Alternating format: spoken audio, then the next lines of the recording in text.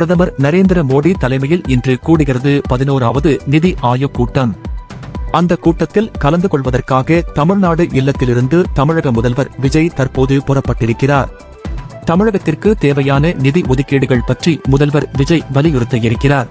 குற்றச்சாட்டுகளை கடந்து தமிழக ஆட்சி 5 ஆண்டுகள் நீடிக்க வேண்டும் என மதிமுக எம்பி துரை வைகோ ஆதரவு தெரிவித்திருக்கிறார்.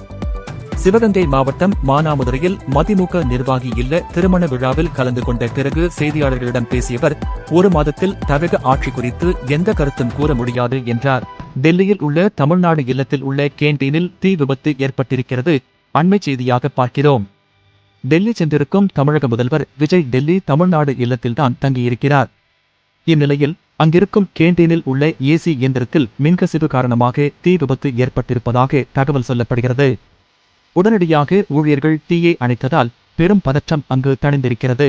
தமிழ் திரையுலகின் மாபெரும் ஆளுமையான பாரதி ராஜாவின் மறைவு வருத்தமளிப்பதாக பிரதமர் நரேந்திர மோடி பதிவிட்டுள்ளார். திரையுலகின் மாபெரும் ஆளுமையாக திகழ்ந்தவர் பாரதி ராஜா என்றும் புகழாரம் சூட்டியுள்ளார்.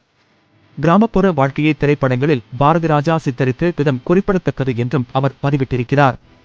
துயரமான இந்நேரத்தில் பாரதி ராஜாவின் குடும்பத்தினர் ரசிகர்களுக்கு ஆழ்ந்த இரங்கலை தெரிவித்துக் கொள்வதாகவும் பிரதமர் மோடி பதிவிட்டுள்ளார். இயக்குனரும் நடிகருமான பாரதி ராஜா நேற்று காலை காலமானார். அப்போதிலிருந்தே பல்வேறு ஆளுமைகளும் புகழ்பெற்ற தலைவர்களும் தொடர்ச்சியாக அவருக்கு இரங்கல் தெரிவித்து வருகிறார்கள். இது தொடர்பாக சமூக வலைதளத்தில் அவர் பதிவு ஒன்றை இட்டிருக்கிறார்.